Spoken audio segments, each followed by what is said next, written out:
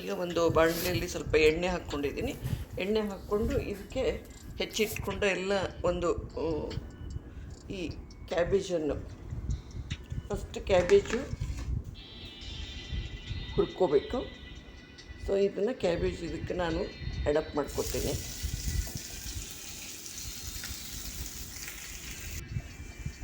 ಸ್ವಲ್ಪ ಕೆಂಪಾಗೋ ತನಕ ಇದನ್ನು ಹುರ್ಕೋಬೇಕು.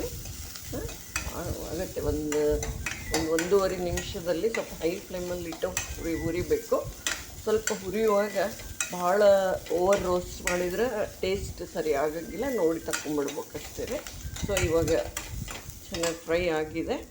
ಸೊ ಈಗ ನೆಕ್ಸ್ಟ್ ಇದನ್ನು ತಕ್ಕೊಂಬಿಟ್ಟು ಇದೇ ಬಾಣಲೆಯಲ್ಲಿ ಮತ್ತೆ ಪುನಃ ಎಣ್ಣೆ ಹಾಕ್ಕೊಂಡು ಒಗ್ಗರಣೆ ಹಾಕ್ಕೊಳ್ಳೋಣ್ರಿ. ಈಗ ಇದಕ್ಕೆ ಸ್ವಲ್ಪ ಸಾಸಿವೆ ಜೀರಿಗೆ ಆದಮೇಲೆ ಕರಿಬೇವು ಹಾಕಿದ್ದೀನಿ ರೀ, ಸ್ವಲ್ಪ ಮೆಣಸಿನ್ಕಾಯಿ ಹಾಕಿನಿ, ಆಮೇಲೆ ಈರುಳ್ಳಿ ಹಾಕಿನಿ.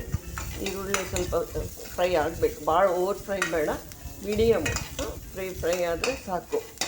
ತೀರಾ ಓವರ್ ಫ್ರೈ ಮಾಡಿದರೆ ಅದು ಟೇಸ್ಟ್ ಸರಿ ಇರೋಂಗಿಲ್ಲ. ಸೊ ಇದು ಫ್ರೈ ಬೇಗ ಆಗಬೇಕಂದ್ರೆ ಉಪ್ಪು ಆಮೇಲೆ ಹೆಂಗೂ ಆ್ಯಡ್ ಮಾಡ್ತೀರಿ ನೀವು, ಈಗ ಇದಕ್ಕೊಂಚೂರು ಉಪ್ಪು ಆ್ಯಡ್ ಮಾಡಿಕೊಳ್ಳಿ. ಸೊ ಬೇಗ ಈ ಈರುಳ್ಳಿ ಫ್ರೈ ಆಗಿಬಿಡ್ತೈತಿ. ನೆಕ್ಸ್ಟ್ ಇದಕ್ಕೆ ಸ್ವಲ್ಪ ಅರಿಶಿನ ಹಾಕ್ಕೋತೀನಿ ರೀ. ಖಾರ ಏನು ನಾನು ಹಾಕಂಗಿಲ್ಲ, ಯಾಕಂದ್ರೆ ಮೆಣಸಿನ್ಕಾಯಿ ಹಾಕೀನಿ.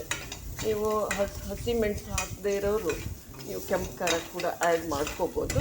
ಸೊ ಈರುಳ್ಳಿ ಈಗ ಫ್ರೈ ಆಗಿದೆ.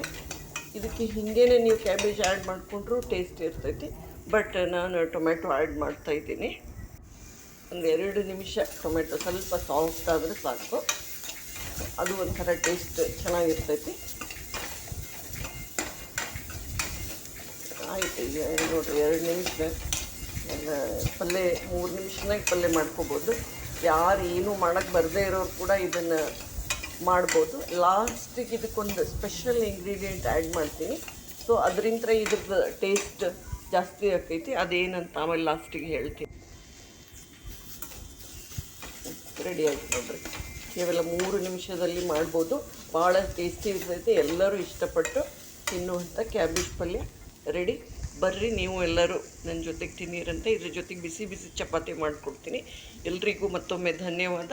ಆಮೇಲೆ ಈಗ ಎಲ್ಲರೂ ಸಬ್ಸ್ಕ್ರೈಬ್ ಮಾಡ್ಕೊಂಡಿರಲ್ಲ ಅವರಿಗೆಲ್ಲರಿಗೂ ನಾನು ಮತ್ತೊಮ್ಮೆ ನನ್ನ ನಮಸ್ಕಾರ ಹೇಳ್ತೀನಿ.